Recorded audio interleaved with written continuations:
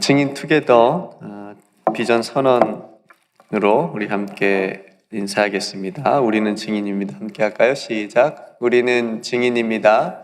말씀과 기도로 성령의 능력을 얻는 증인, 생명을 살리는 언어로 예수를 증거하는 증인, 사랑을 나눔으로 함께 성장하는 증인입니다. 아멘. 지난 시간에는 야곱의 아들들이 이제 베냐민을 데리고 다시 애굽에 와서 요셉 앞에 서는 이야기까지 우리가 나누었습니다. 형제들이 다시 요셉 앞에 지금 서기까지 쉽지 않은 그런 일들이 있었죠. 결탄코 베냐민을 애굽으로 다시 보내지 못한다라고 하는 그 아버지 야곱의 고집이 있었잖아요. 그래서 시간이 많이 지체되기도 했습니다. 내가 두 아들을 걸고 갔다 오겠다 라고 말했던 루우벤, 큰아들 루우벤의 말은 설득되지 못했죠. 근데 그러는 와중에 기근이 점점 더 심해졌습니다. 그래서 양식이 다 떨어졌고, 이번에는 유다가 내 생명을 걸겠다. 이게 무슨 일이 생기면 나에게 죄를 다 이렇게 해라. 이렇게 자신의 생명을 걸겠다는 말에 이제 야곱의 마음이 움직였는지 야곱이 드디어 이제 베냐민을 같이 보내기로 결단을 합니다. 그러면서 비로소 전능하신 하나님께 기도를 하죠. 야곱이 아들들을 안전하게 돌아오게 해달라고 또 맡기는 그런 모습도 우리가 보았습니다. 그러니까 이런 우여곡절 끝에 요셉과 형들이 지금 다시 만난 거예요. 그리고 이번에는 요셉이 그토록 보고 싶어 했던 베냐민도 함께 형들 사이에 있게 됩니다. 요셉이 다시 애굽으로 돌아온 형들 사이에서 누구를 가장 먼저 찾았을까요? 네, 베냐민이었습니다. 그러니까 형들도 베냐민과 함께 왔으니까 자신들이 애굽의 총리에게, 그러니까 요셉에게 정탐꾼이 아니라고 하는 것을 증명이 되는 거잖아요. 그죠? 그러니까 뭐 어떻게 보면 당당하게 왔을 거라고 생각이 되어지는데, 어쨌든 그런 거에는 이제 관심이 없고 요셉은 베냐민에게만 이제 관심이 있는 거죠. 그러니까 왜 요셉은 베냐민을 그토록 보고 싶어 했을까? 그러니까 자신의 친동생이기도 했고, 또 한 가지는 자신을 형들이 그렇게 학대했잖아요. 괴롭히고 미워하고 또 시기하고, 그래서 그게 실제적으로 행동으로 나타났고, 그래서 죽이려고까지 했고, 또 결국에는 노예로 형들이 팔아버렸는데 자신을. 그러니까 베냐민에게도, 그러니까 자신의 친동생인 베냐민에게도 형들이 그렇게 하진 않았을까. 형들이 똑같이 자기에게 한 것처럼 자기 동생 베냐민에게 그렇게 학대하고 괴롭히지 않았을까 하는 걱정도 있었을 것 같아요. 그래서 베냐민이 정말 잘 지내고 있는지, 건강하게 있는지.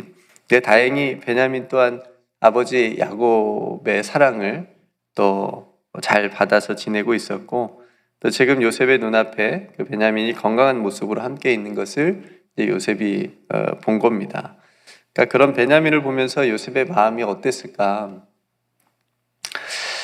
우리는 간혹, 여러분들도 아마 경험을 다 해보셨을 텐데, 간혹 어느 순간에 우리 자신의 모든 지나온 시간들이, 그 기억들이 주마등처럼 싹 지나갈 때가 있어요. 네. 지금 아마도 요셉이 베냐민을 딱 보는 순간 자신이 걸어온 그 모든, 그러니까 노예로 팔리면서부터 여기까지 오기까지 그 순간이 싹 지나가는 그런 순간이지 않았을까 싶습니다.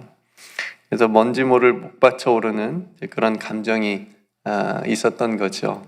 그래서 그런 감정을 이제 요셉은 숨기면서 이제 자기 청지기들에게 형제들을 자기 집으로 초대하고 또 잔치를 준비하라고 그렇게 명령을 합니다. 그러니까 애굽의 총리가 낯선 이방인들을 집으로 초대하는 것은 이건 굉장히 지극히 드문 일입니다. 그러니까 이렇게 하니까 영문도 모르는 형제들이 이제 갑자기 두려워진 거예요. 지난번에 집에 갔을 때 자루에 들었던 돈 때문에 그게 마음에 걸려가지고 그 일로 인해서 애굽의 총리가 지금 자신들을 노예로 삼으려고 자기 집으로 끌고 가는 거다. 이렇게 이제 형들은 생각했던 겁니다. 그러니까 자신들이 억울하게 누명을 쓰지 않으려고 먼저 그 요셉의 청지기에게 이렇게 말을 합니다. 그러니까 성경에 보면 요셉은 자기가 부리는 이 사람을 종이라고 하지 않고 청지기라고 얘기하는 것이 조금 특별한 부분인 것 같아요. 자신도 종살이를 했었기 때문에. 그런데 종이라고 하지 않고 청지기라고 얘기를 합니다. 어쨌든 요셉의 형들이 얘기를 합니다. 청지기에게 자신들이 돈을 가지고 간 적이 없다. 집으로 가는 길에 여관에서 자루를 열어보니까 돈이 들어있었다. 우리도 알지 못하는 돈이 들어있었다. 그리고 그걸 전액을 지금 다 가져왔고, 그리고 우리가 또 양식을 살 돈을 따로 또 가져왔다. 그러니까 자신들은 돈이 없어서 돈을 훔치는 사람들이 아니다라고 하는 것을 지금 해명을 하는 거예요. 우리는 그런 사람들이 아니다. 그러니까 그 돈과 관련이 없다라고 하는 것을 말하고 있는 거죠. 그러니까 이 형제들의 말을 들은 이 요셉의 청지기가 뭐라고 얘기하냐면 오히려 안심하고 두려워하지 말라라고 얘기를 합니다. 그러면서 이런 말을 해요. 너희 하나님, 너희 아버지의 하나님이 재물을 너희 자루에 너희에게 주신 것이니라. 너희 돈은 내가 이미 받았다라고 이렇게 얘기를 합니다. 그러면서 잡혀 있었던 시므온을 데리고 왔고 형제들을 만나게 했고, 그러니까 조금 있다가 애굽의 총리와 너희들이 함께 식사를 하게 될 것이다. 이렇게 소식을 알려주죠. 형제 여러분, 이 청지기의 정체가 뭘까요? 이 청지기가 갑자기 하나님 이야기를 하거든요. 예. 어떤 청지기길래 느닷없이 하나님 이야기를 하는 걸까? 너희 하나님, 너희 아버지의 하나님. 아마도 이 청지기는 이 자신의 주인인 요셉과 지금 이 형제들의 관계를 미리 다 알고 있는 것 같고, 또 전에 그 자루에 돈을 직접 넣은 청지기일 수도 있습니다. 그러니까 다 이 내막을 알고 있는 거죠. 그리고 또 어쩌면 요셉이 하고 싶은 이야기를 이 청지기를 통해서 지금 대신 전하고 있을 수도 있습니다. 그거는 너희가 믿는 하나님이, 너희 아버지 하나님이 자루에 넣은 거다. 그러니까 너희에게 주신 거다라고 이렇게 얘기를 하는 거죠. 그러니까 어쨌든 이 청지기 덕분에 요셉의 형들이 두려워했었는데 두려운 마음이 이제 사라진 겁니다. 그러니까 요셉이 형제들과 이제 식사하러 이제 집으로 돌아왔을 때 형제들이 요셉에게 가나안에서 가져온 예물, 그 아버지가 가져가라 그랬잖아요. 혹시 너희들이 잘못된 게 있으면 이걸로 마음을 좀 풀게 하라고 한 그 가나안의 아름다운 예물들, 또 물품들을 드리면서 땅에 또 엎드려 절을 하는 모습을 보게 됩니다. 그러면서 요셉이 물어보죠. 아버지는 잘 계시냐? 너희 아버지는 잘 건강하게 계시냐? 생사 여부를 물으면서 베냐민을 보고는 소자여, 하나님이 내게 은혜 베푸시기를 원한다. 이렇게 처음으로 지금 베냐민에게 얘기를 하는 거예요. 그러니까 베냐민을 요셉이 얼마나 그동안 보고 싶었는지 이제 마음이 엄청 복받쳐가지고 급히 안방으로 들어가서 이제 울게 됩니다. 예전에 여러분 이산가족 그 만나는 장면 TV에서 보셨을 텐데 말도 못하고 그냥 펑펑 울잖아요. 그 헤어진 가족이 만났을 때 아마 그 감정, 또 그 마음으로 또 그 눈물이지 않았을까 싶습니다. 그러니까 요셉이 마음을 추스리고 음식을 차려서 먹는데 요셉이 형들을 나이 순으로 이렇게 쫙 앉게 해요. 그러니까 이 모습을 보고 형들이 서로 이상하게 또 여긴 겁니다. 이게 뭐지? 이상하게 여길 법도 하잖아요. 자신들을 잘 알지 못한다면 그렇게 할 수 없는 일인데 잘 알아야 그렇게 할 수 있는 건데, 그것도 애굽의 총리가 마치 자신들을 잘 알고 있는 것처럼 그렇게 나이 순서대로 앉게 했습니다. 그러니까 당황스러워했을 형들의 모습과 한편으로 속으로는 재밌어 했을 그 요셉의 그런 모습이 조금 대비가 되는 것 같습니다. 왜냐하면 요셉은 다 알고 있으니까, 형들은 몰라도. 그리고 요셉은 형들에게 음식까지 나눠주죠. 성도님, 이게 얼마나 환대하는 모습인지 몰라요. 이게 그냥 요셉이 형들에게 하는 거긴 하지만 그냥 아무것도 관계가 없었을 때는 이게 굉장히 항대하는 모습입니다. 이방인이 그냥 곡식을 사러 온 것뿐인데 자기 집에 초대해서 만찬을 베풀고 또 음식까지 나눠주는 그런 모습이니까요. 그리고 베냐민에게는 요셉이 5배나 그냥 또 너무 아끼고 사랑하는 마음에 5배나 음식을 주면서 자신의 마음을 아무도 모르게 표현하는 것도 또 보게 됩니다. 자기의 음식을 형제들에게 나눠줬다라고 하는 것은 이게 어떤 의미일까요? 우리 한국식으로 얘기하면 음식을 같이 먹는 건 식구잖아요. 그죠? 형제들하고 나하고 아직 식구다.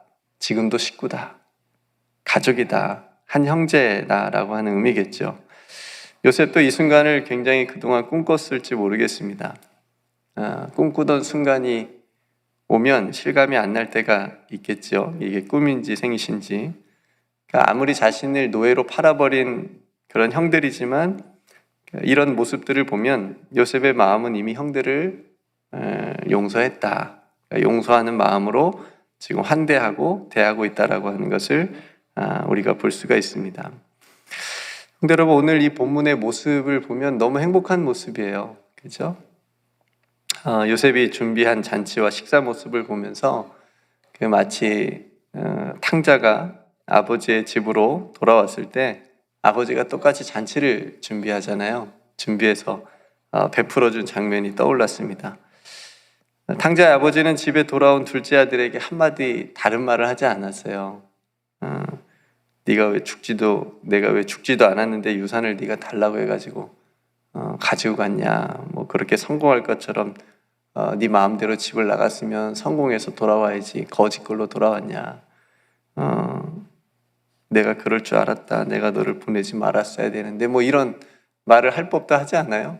우리들이라면 이런 잔소리를 폭풍같이 할 수도 있었겠지만 그 성경의 탕자 아버지는 한마디도 하지 않습니다. 그냥 잔치를 베풀고 아들이 그저 돌아온 것에 기뻐하면서 한 번도 네가 내 아들이 아니었던 적이 없었던 것처럼 다시 반지도 끼워주고 옷도 입혀주고 이런 모습을 우리에게 보여줍니다.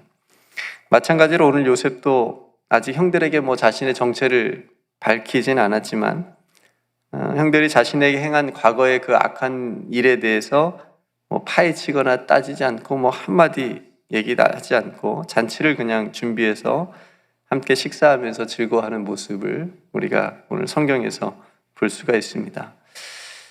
근데 여러분, 이게 용서하고 사랑하는 자리 아닐까요?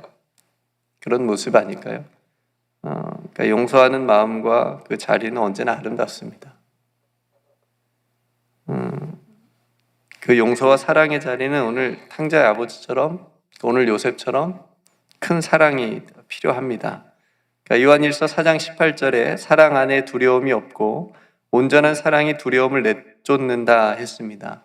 형들의 마음에는 두려움이 가득했었지만 요셉의 사랑이 훨씬 더 컸던 거죠. 그러니까 요셉이 형들을 사랑하는 그 마음, 용서하는 마음이 형들의 그 두려워하는 마음을 쫓아낼 수 있었다 생각이 되어집니다. 그래서 사랑은 두려움을 이기는 줄로 믿습니다. 형들은 그래서 우리를 향한 하나님의 사랑을 우리가 묵상을 해볼 수 있는데 우리의 죄를 용서해 주심으로 또 우리가 구원의 즐거움, 우리가 날마다 하나님께서 베풀어 주신 이 구원의 잔치, 생명의 잔치 안에서 우리가 살아갈 수 있게 하셨다라고 하는 것을 우리가 기억했으면 좋겠습니다.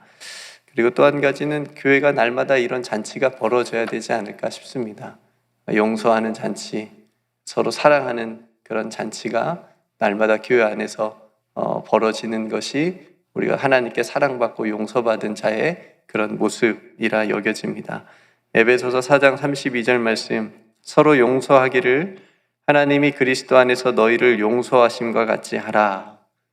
그러니까 우리가 용서를 생각할 때 정말 제일 먼저 떠올려야 될 게 하나님이 나를 어떻게 용서해 주셨는지를 떠올리는 겁니다.